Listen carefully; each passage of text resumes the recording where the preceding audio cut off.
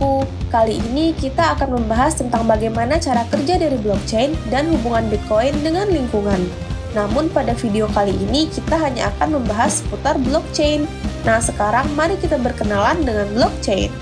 Blockchain merupakan sebuah untaian data berisi rekaman data yang dapat diakses oleh publik. Blockchain ini dimanfaatkan oleh Bitcoin dalam melakukan transaksi tanpa perlunya pihak ketiga sebagai otoriter, karena semua validasinya dilakukan secara peer-to-peer dan memiliki sistem keamanan yang sangat terjamin. Nah, gimana sih cara kerjanya? Karena ini merupakan ilmu tingkat tinggi, kita harus dikonohagakure dulu yuk agar lebih paham. Sekarang kita bayangin Naruto lagi makan di kedai ramen langganannya. Terus karena pekerjaan ninja udah diambil alih sama tuyul, Naruto jadi nggak punya banyak uang, dan akhirnya mengutanglah dia ke kakek penjual ramen. Rupanya, kakek penjual ramen ini tergabung dalam kumpulan penjual ramen di Konoha. Di sana, mereka membuat sebuah sistem super aman untuk mengarsipkan transaksi para penjual ramen.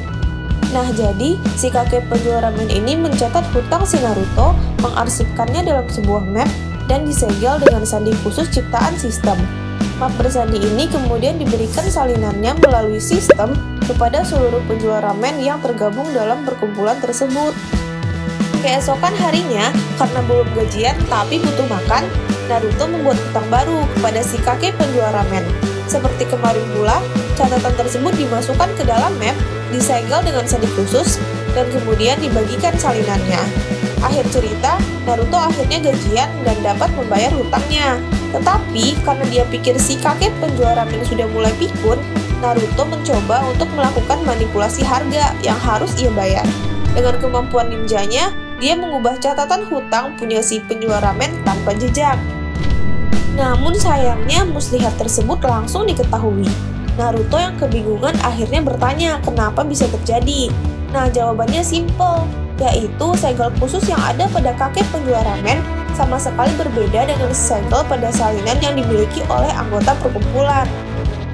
Jadi, sandi itu merupakan sandi yang sedemikian khusus, yang sedemikian rupa sudah diatur agar tidak ada sandi yang sama pada transaksi yang berbeda. Sandi tersebut juga membuat sandi pada transaksi sebelumnya, sehingga seakan-akan saling berhubungan. Bila kita analogikan, sistem blockchain pada cerita tersebut merupakan sistem yang digunakan oleh perkumpulan penjual ramen. Blockchain simpelnya adalah kumpulan blok yang terhubung oleh sebuah rantai yang digunakan untuk penyimpanan data digital. Blok yang dalam hal ini adalah map memiliki 3 komponen, yaitu catatan transaksi atau data, segel bersandi khusus atau hash, dan segel bersandi khusus pada data sebelumnya atau previous hash. Sandi atau hash ini merupakan identitas dari blok itu sendiri. Bila isi dari blok itu diubah, maka sandi itu akan berubah. Begitu pula sebaliknya, bila sandi itu diubah, maka blok tersebut sudah bukan blok yang sama lagi. Ketika seorang hacker ingin memanipulasi data, maka dia harus mengubah juga seluruh rangkaian blok pada seluruh sistem agar sistem tidak menyadari adanya perubahan.